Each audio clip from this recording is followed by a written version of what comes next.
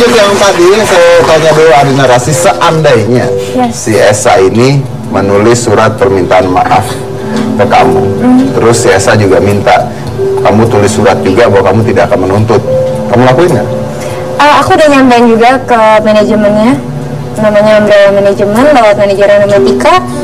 Aku udah bilang bahwa emang aku nggak mau bawa ke jalur hukum, makanya aku hanya minta surat permintaan tertulis saja, hanya untuk itikat dan untuk keamanan aku aja. Ya, tapi kalau misalnya mereka minta juga surat, pasti, kamu jalanin.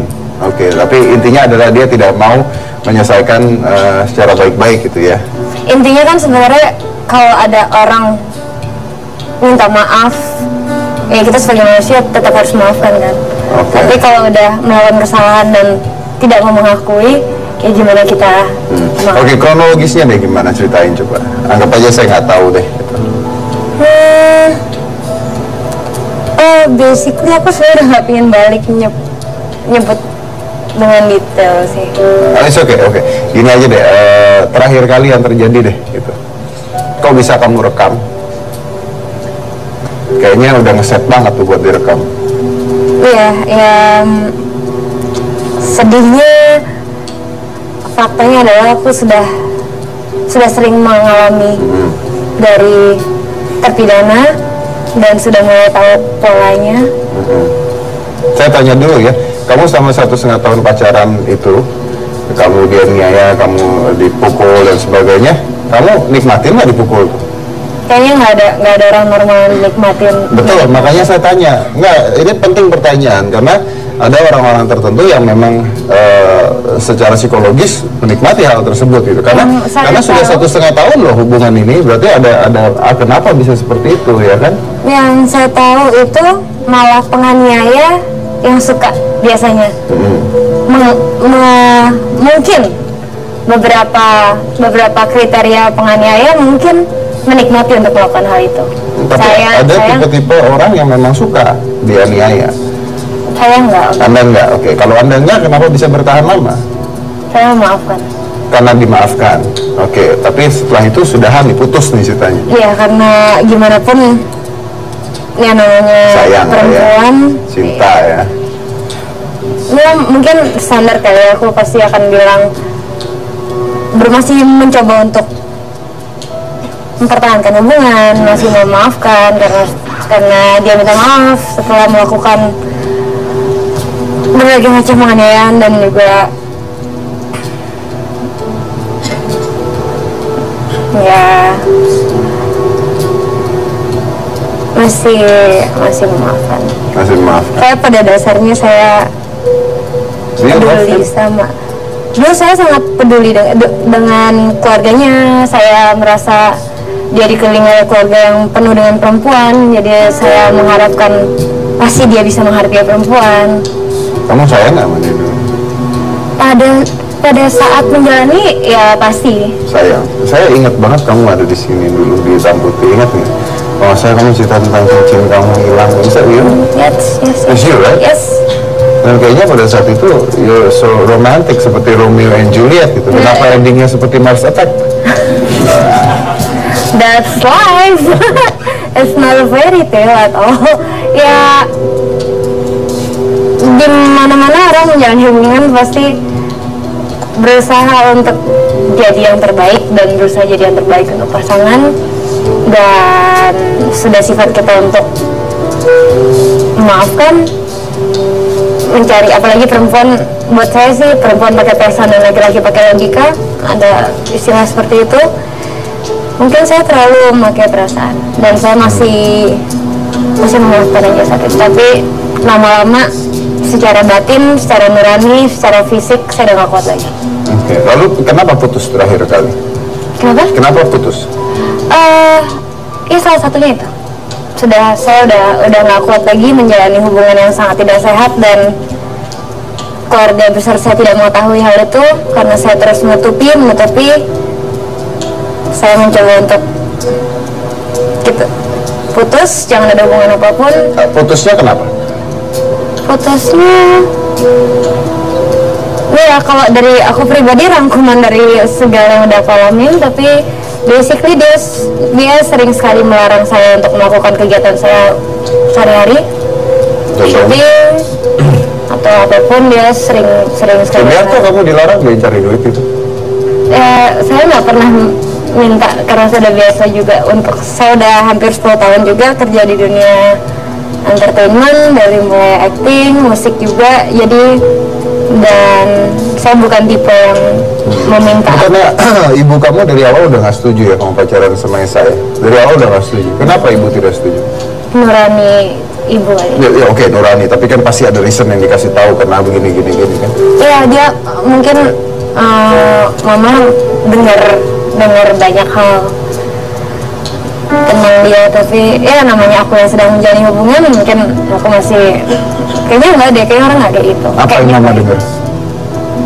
Ya kayaknya dia mendengar banyak seperti yang didengar dari orang-orang, ada hal-hal negatifnya aja.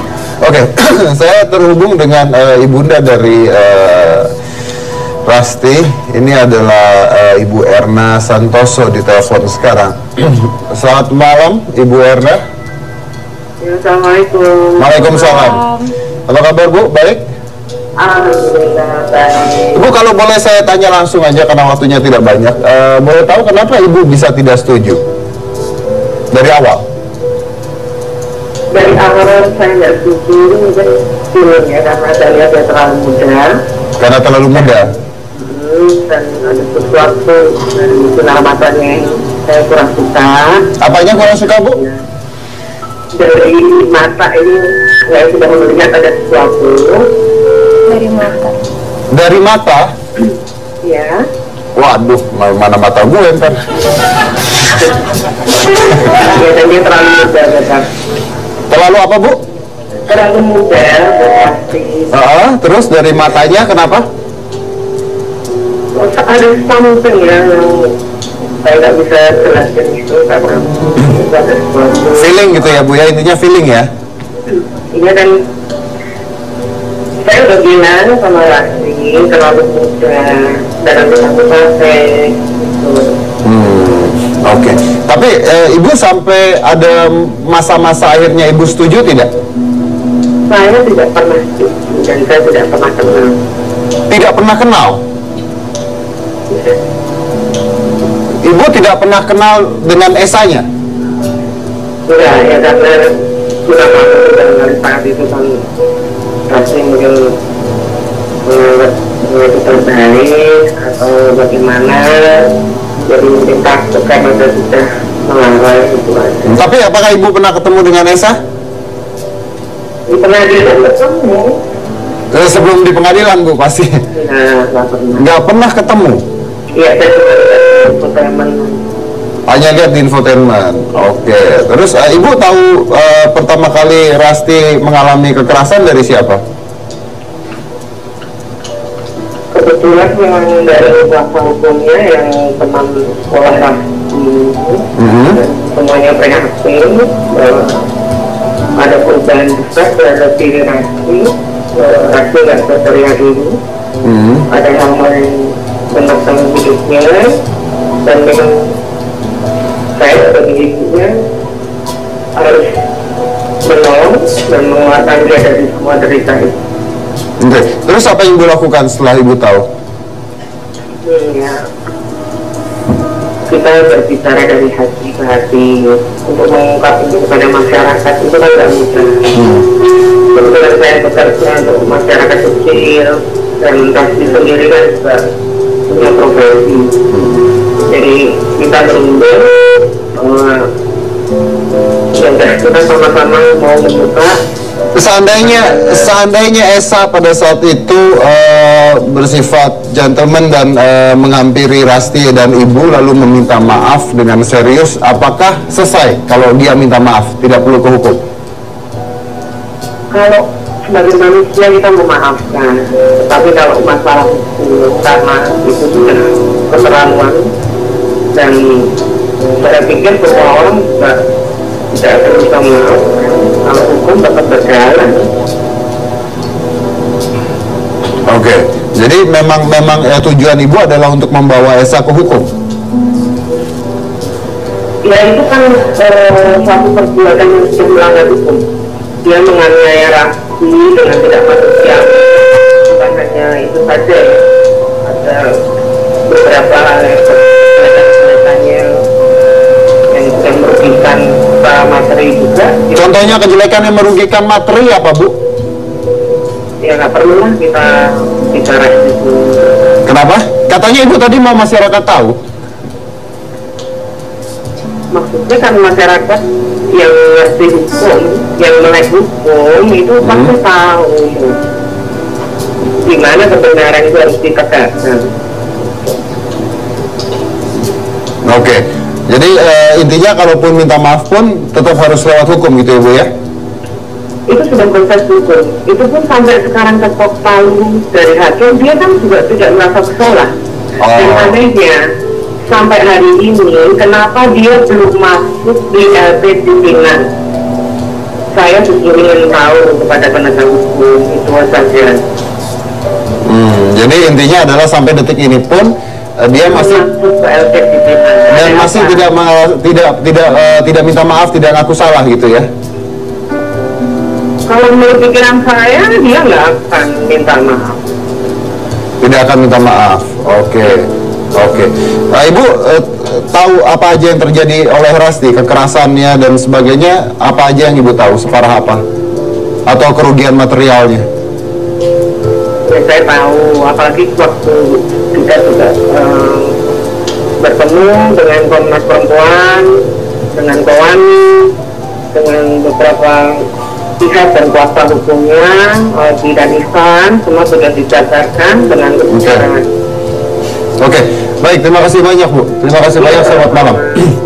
Yang saya tertarik sebenarnya, nanti mungkin saya membahas yang tertarik dengan kata-kata Ibu tadi, bukan kekerasannya yang saya tertarik. Karena kalau kekerasan, misalnya saya pria, saya melakukan kekerasan, saya masih bisa bilang hilaf dan salah. Tapi tadi ada kata-kata merugikan secara material.